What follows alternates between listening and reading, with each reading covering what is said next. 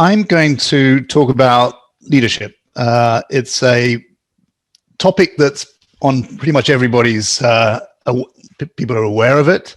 But to me, it stayed too long in the vague category and not in the practical place, which is what I want to talk about today. So I believe that tackling leadership is one of the most effective ways you can get an organization and an agile transformation to actually get moving.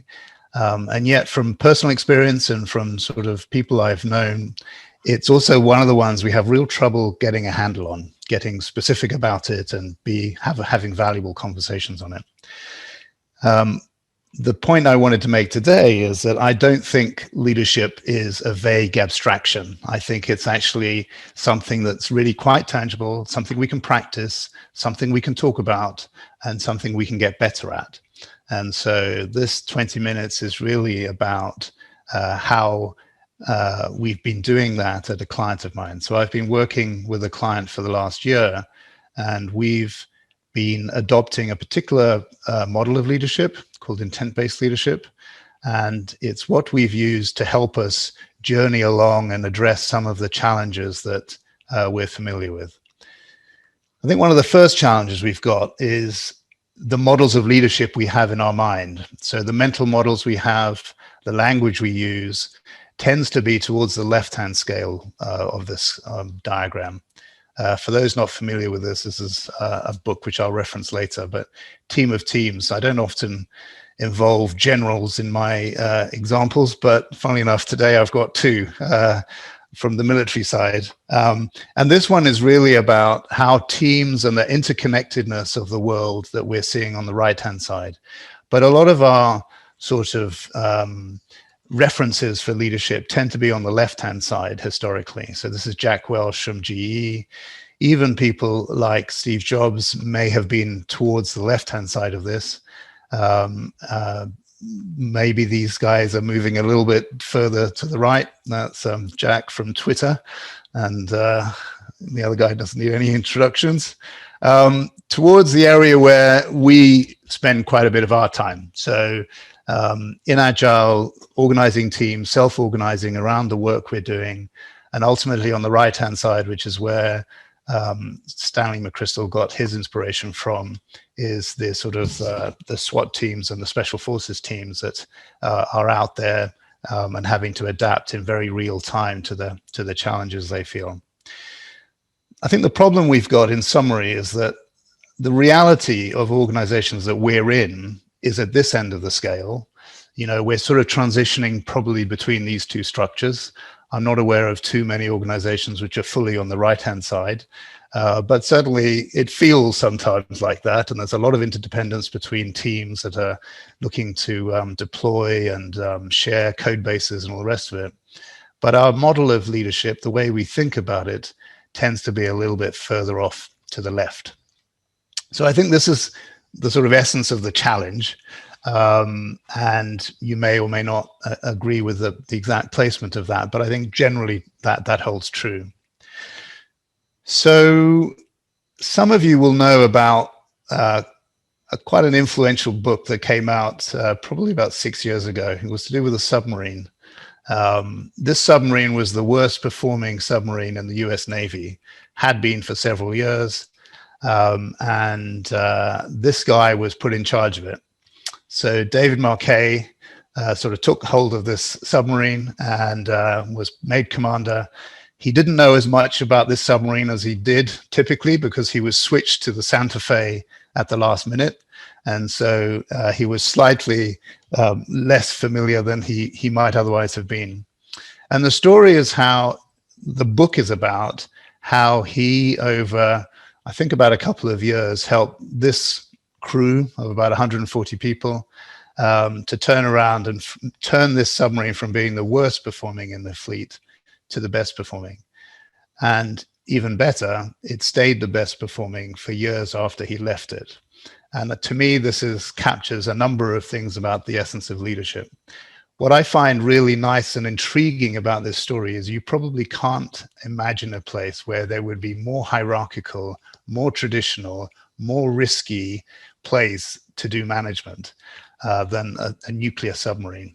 So it's like the perfect Petri dish. He had 140 odd sort of staff with him, and he was able to work his ideas through many iterations until he sort of came up with what then became the book, Turn the Ship Around, which is a good read, even if you leave aside the sort of lessons from it. So, so the book led to the book is Turn the Ship Around, and then intent-based leadership is the actual leadership model that I'm going to talk about. So really this addresses one of the key challenges that we have. And for those of you familiar with VUCA, the world we're in, particularly the software development world, but in many other areas as well, is volatile, uncertain, it's very complex, and it's inherently ambiguous. We can't know what we need to know to lead with traditional sort of clarity and ability to plan. So I think IBL addresses this problem sort of head on. I think it also aligns very well with Agile. There's 6 principles, and for the, when I come to them, I think you'll see how well they fit to the values and the ideals that we have as Agile people. And finally, to me, the more important part of it is that there's 30 plus techniques that we can actually use in a sort of day-to-day way. This is not an abstracted idea of leadership written in a book where we're left to puzzle out, well, what on earth do we do with this? Which is what I think a lot of leadership books are. They're a good read, but they seem to depend on some special, factor X of the leader for them actually to work. So we have the 6 principles. I'm not going to go into this in too much detail because it's you can get it off various sources. I'll send you a couple of links at the end. But the point about this, I'll just pick out 1 or 2 of these that are particularly important. Sort of leaders make it safe, they don't add stress. So if you're familiar with psychological safety and Amy Edmondson, how do you make it safe, and all the benefits that a safe, psychologically safe workspace sort of gives to you. The other idea, or one of the other ideas I'll just highlight, is leaders fix the environment, not the people. Now, in both these examples, you can see the crossover to sort of the Agile world that we're in. But as I said earlier, one of the things I really like about this is that it has a whole raft of techniques, things we can actually do. I can do the fist to 5. I'm sure some of you do this. I know Sophie does this, and some others on the call. You'll say to your team, from either a fist or 5, what's your level of comfort with this, or what do you think? How well do you agree with this, and so on. So these are very practical, immediate things that you can practice, and there's quite a lot of them. And just to sort of make the point a little bit more, I just highlighted a few that you could almost literally do tomorrow in a meeting. So if you have a Zoom meeting tomorrow, which I'm sure all of us have, there'll be a number of these techniques with barely any training that you could begin to use that would help to increase the safety just a little bit, would help to focus people on the environment just a little bit, would tune control just a little bit more than we have before. And to me, this is leadership. This is where it happens. It's not up at this sort of higher level. So that's the model. The next thing I wanted to talk you through is just my experience shared with a number of other people, including Kate, who's on this call. Kate was our trainer and led a number of sessions over the last 9 months. Kate works for a company called This Is Remarkable, who have the licensing for IBL in the UK. But we had 40 engineers, managers who came through the program, about 10% of the engineers. We had 7 sessions over 9 months. This was going through the ideas, the principles and the practices. All of this was on Zoom. We started at 4 hours, but then reduced that down. And we introduced ideas of triads, coaching triads, where we could practice their techniques between the sessions and so on. And the bit that's landed recently and is working really, really well is this idea of swim lane level. So at the client, they're broken up into 5 or 6 swim lanes, and each swim lane has a sort of leadership group, typically between 6 and 14 people. And we're now, and this is what I'm going to talk about in a bit more detail in a second, is how we're running those, because I think that's part of the key lessons that I've taken away. Before I get to that, I wanted to talk about some other stuff that we've learned. So the first part of this is really to focus on where the leadership rubber meets the road. You know, where does leadership actually happen? It's not a vision statement. Well, a vision statement is useful, and a few other sort of clarity of communication from the higher ups, but it's the day-to-day, meeting-to-meeting, where this really happens. And in your middle tier of managers is where you have that sort of density of interaction between the higher levels and the majority of people. This is where I think leadership manifests itself.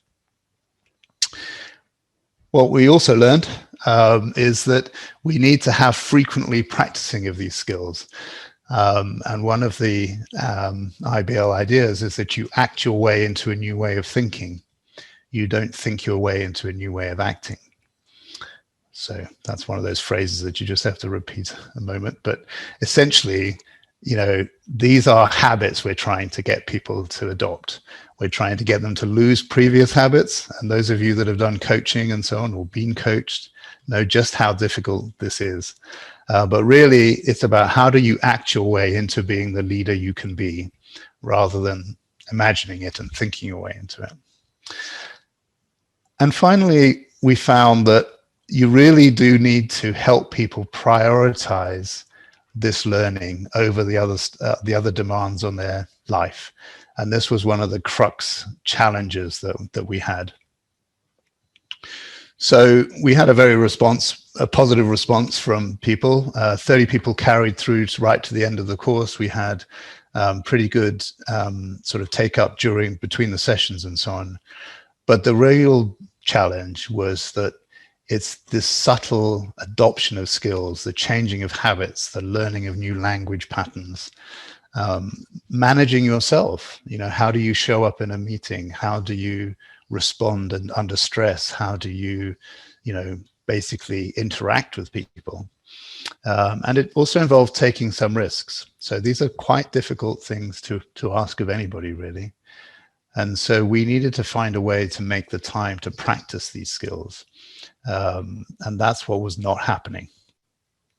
So a couple of thoughts on how we did this, and advice from me, and we're still very much in the process. This is a report from the sort of an experiment that's ongoing, but the first part of it was to articulate a vision and to create a way to stretch leaders and to help them grow. So leadership is ambiguous. It's really difficult to develop leadership skills. The first challenge, I think, of the established leadership, the more traditional leadership, is to make it tangible and relevant. So how do we make it relevant for people to learn skills? Well, one way to talk about it is that pretty much if you're middle management, the rest of your life, the main way you're going to be adding value in your organizations and get recognized is probably the way that you lead. You know, you may still have a technical role as well, but even in a technical sphere, you'll be leading the technical side of the discussion. So the first part of that, I think, is that you establish a vision. You know, what does leadership look like in this engineering department, in this company, at this time? You know, what do we mean by leadership? The clearer you are with that, then when I look at myself and say, right, how do I compare to this vision? I get to see a bit of a gap.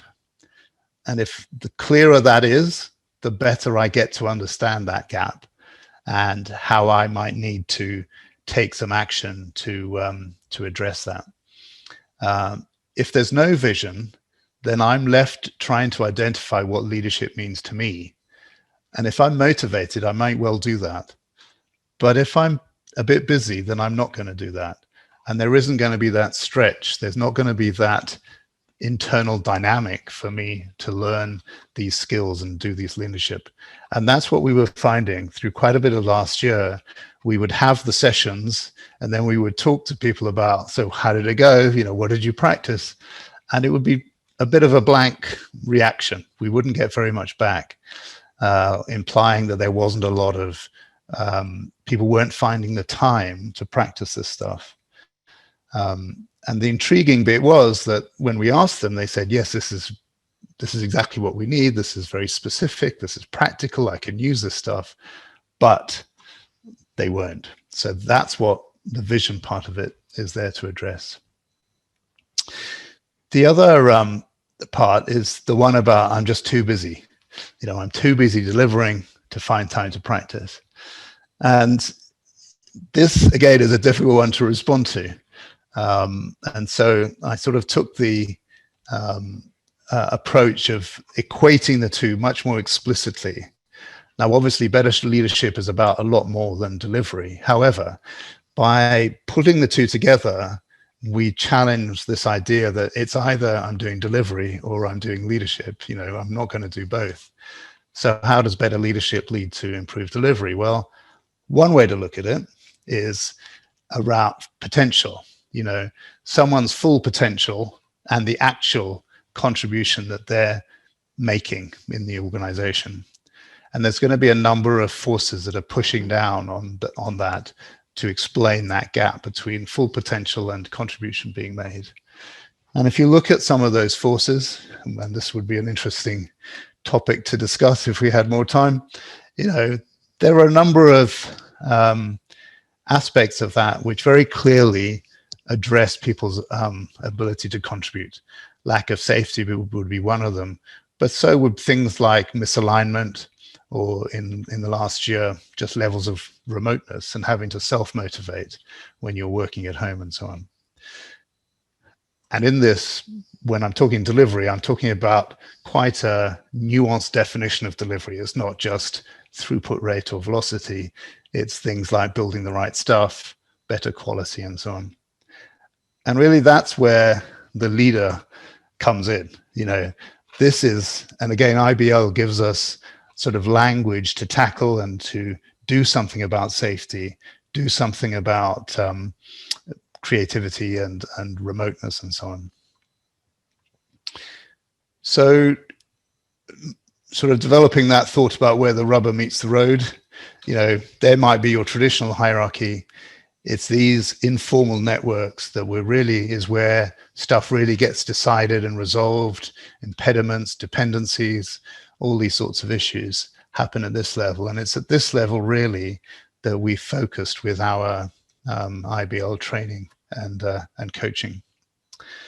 So going back to this diagram, from the traditional way in which leadership happened to the informal way that it currently happens, I think there's a real opportunity for us as thinkers and agile coaches and change agents to really identify that there's places to make a difference here, because it's quite possible for you in your next meeting to make it a little bit safer using some of the ideas of IBL. And I won't pretend that these ideas originated in IBL.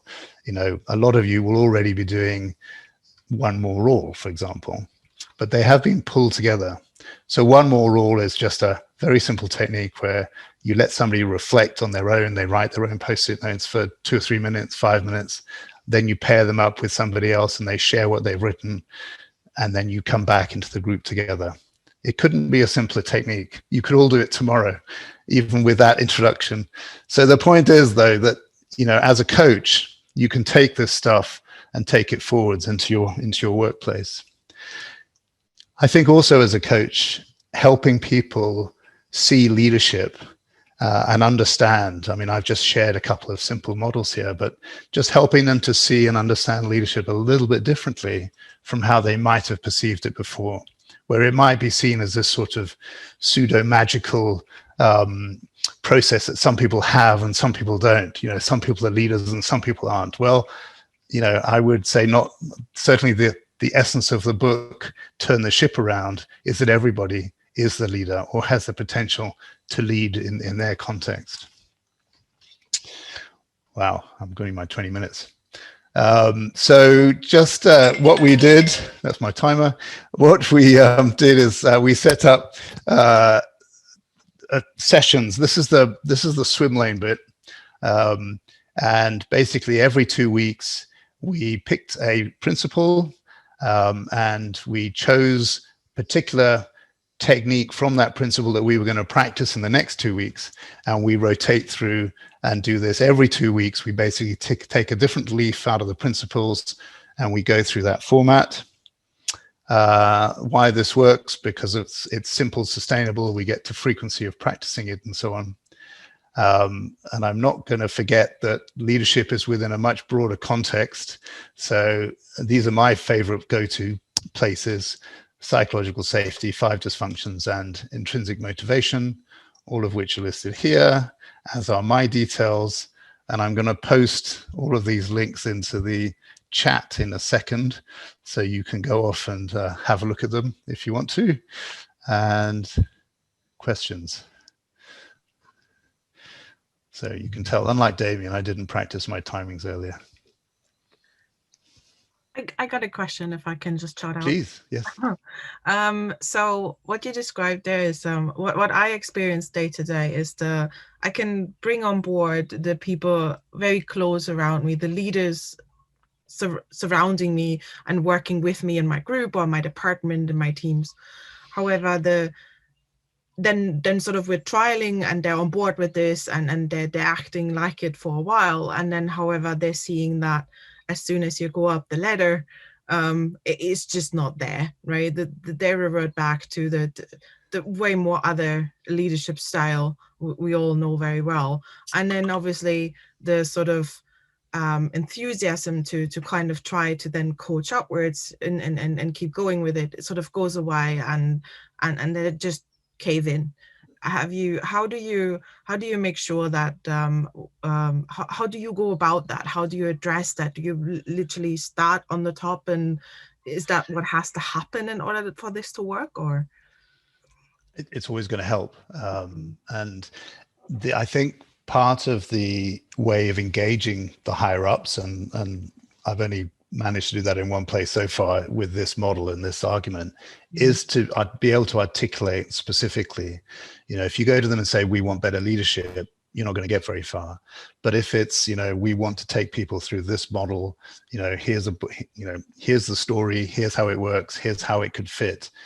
What we did also was to quite explicitly link it. So it happens that my client has quite a strong culture, corporate culture, and we were sort of explicitly mapping IBL to their culture so they could sort of see how it was relevant. I could imagine some cultures it might clash, but I think one of the lovely things and the things that makes the story so intriguing is that the most traditional organization I can imagine, the American military in a nuclear submarine, came up with this idea. Now, that stops anyone saying, in my book anyway, that doesn't work here, because it could.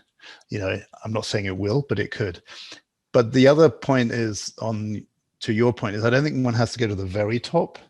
At the level of manager leader, where you've got, I don't know what, depends on how big your organization is, what level that is. You can start there. Making meetings safer is something you could start at any level of the organization. It's not a precondition that it's higher up. So thank you.